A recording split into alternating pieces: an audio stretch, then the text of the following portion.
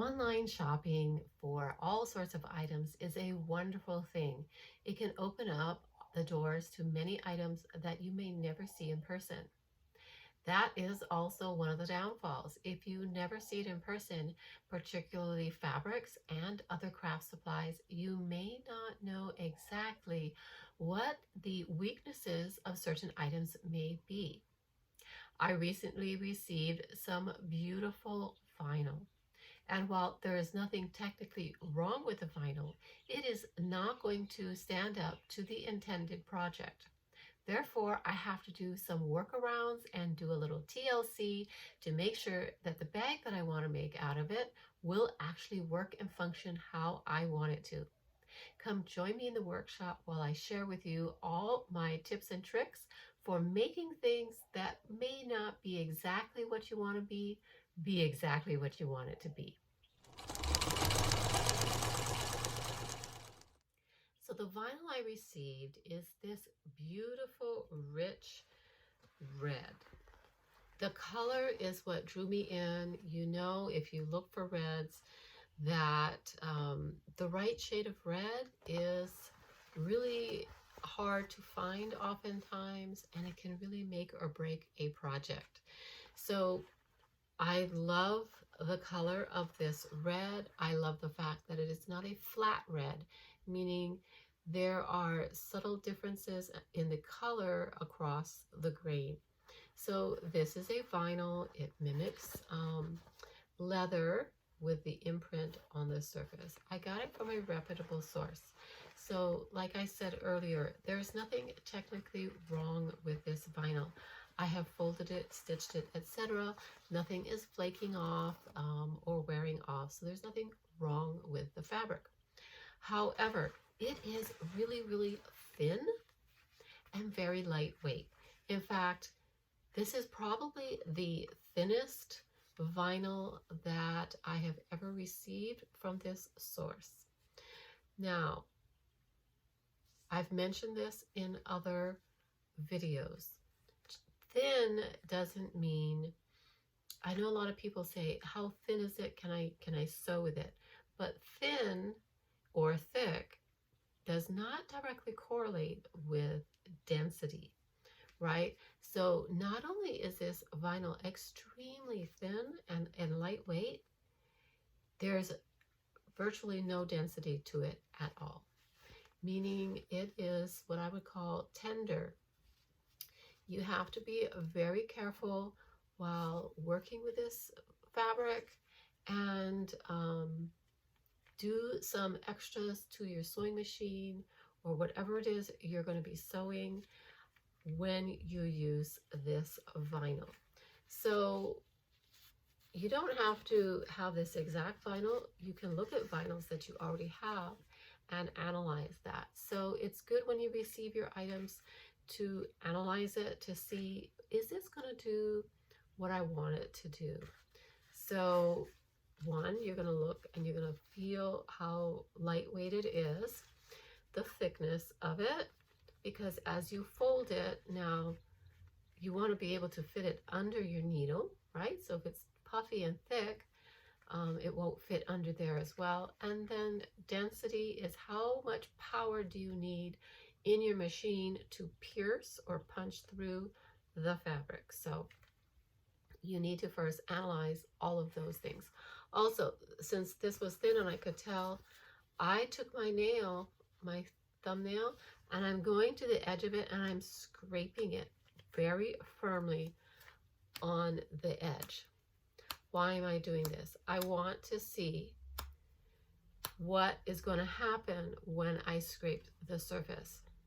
If it was poorly adhered to the backing, you would see bubbling, and there would actually be, you would actually be able to see where my thumbnail had scraped, and it would be starting to pull up the vinyl from the surface. However, you cannot see that. That's not what happened. What does happen, however, when you put it under the sewing machine, the feed dogs, my feed dogs are a little sharp. I've debated filing them down just a touch, but it's not something I've done. So I found when I'm sewing just a fold, and I put it under, sewing it, no problem. I don't see any marks. Once I go to 3, and definitely when I hit 4 layers for a strap, the feed dogs, the teeth on the feed dogs leave impressions on this vinyl. So what to do when you're making a strap? You're going to have to work around having the exterior of the right side of this vinyl touching the feed dog. So I have to work around and say, I don't want the right side of this vinyl touching the feed dogs whenever I'm sewing. So that was my number one. I knew that I had to work around that in whatever pattern I was doing. Another thing too, because it's so light and it's not dense at all, I mean, you can see my nail through there. I am concerned about high tension or high touch areas on the bag. So they're going to get a lot of wear and tear, especially near the top edge where you're putting things in and out. People may drag their keys across it, or as they're pulling things out, something may get caught on there. And I'm concerned that this is not going to hold up to it, especially also where the zipper is and the tugging and tugging. I don't want it to get distorted and ruined at that point. So this is the bag style that I am making. It is called the Spring Fling Bag by Dog Under My Desk. And it is a cute, cute purse. It's just a shoulder purse. So this is a vinyl and it works just fine. But right here is a point for this red vinyl that's going to be a problem, because when you go to open the zipper, it's a constant tension and etc. there. You don't see it on this bag because this vinyl is quite sturdy. There is no interfacing on this. It just has a nice twill. This was a perfect weight vinyl for the exterior. I used no interfacing at all on this bag, but you can see when I open and close the zipper, there's no distortion, bend, etc. right here. I'm quite nervous about this having some distortion, etc., because it is so soft. In fact, I'm going to show you how soft it is. This is a larger piece of it. Look, it just hangs like a floppy piece of fabric. It's almost like a dishcloth. It is so, so malleable. Look at that. This is how soft this vinyl is. I can fold it up and compress it down into this little wad. So I'm concerned about that. Also, it has a strap that is double-sided. Now, I did go ahead and make a strap just like that with the red vinyl. It was tricky.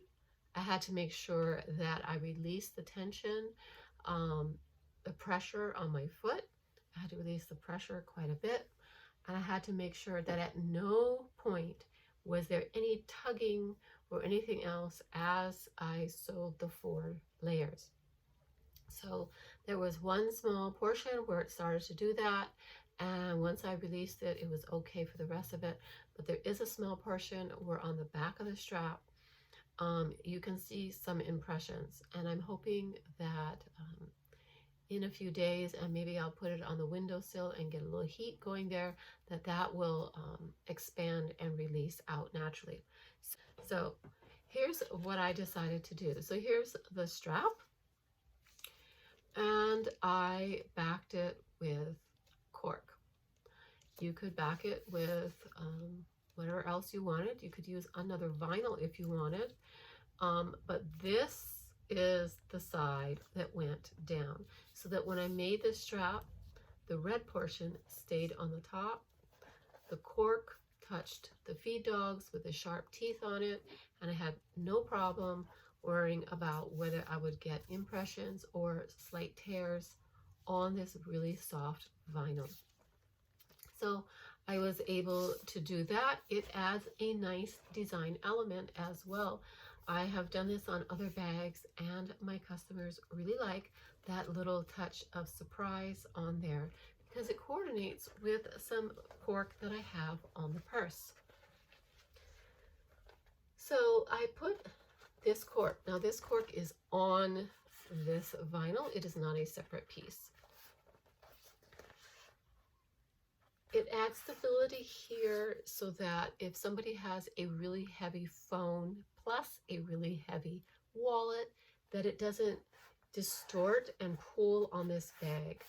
It has the cork on both sides, so it's adding some nice stability right here where you're going to get primarily all the weight is going to sink to the center of the bag and pull down. So that's almost like a little extra sling to hold things up.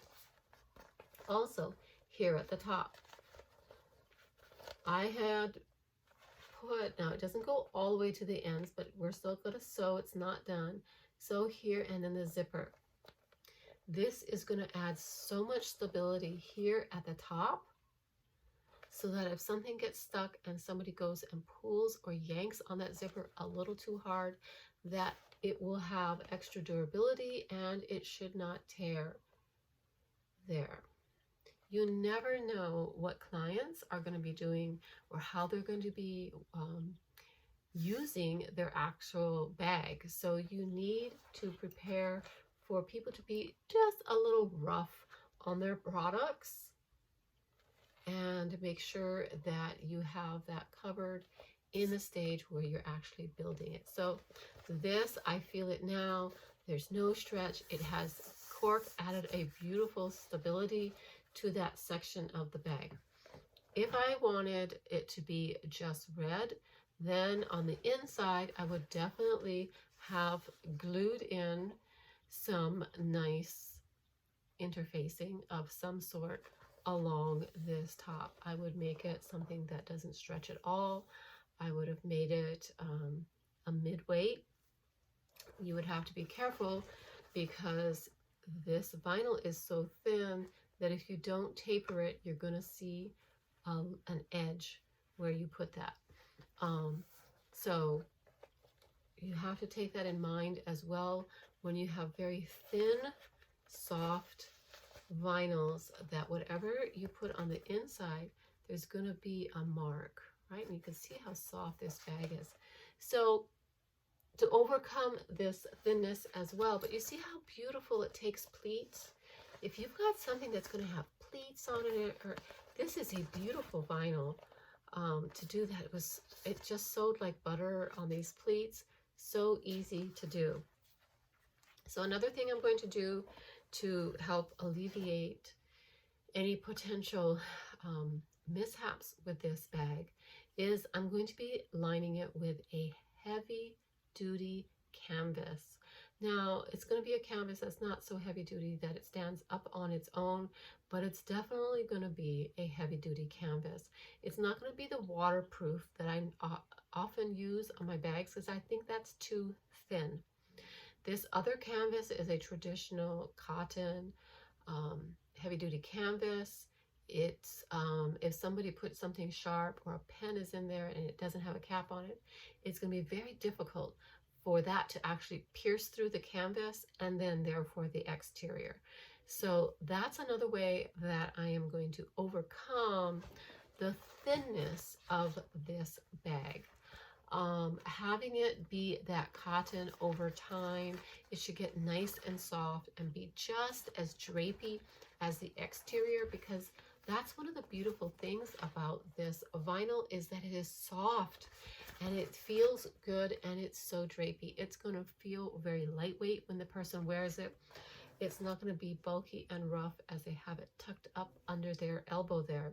So those are ways that I'm going to be overcoming. One, I'm going to make sure that the actual right side of this vinyl does not face down onto the feed dogs.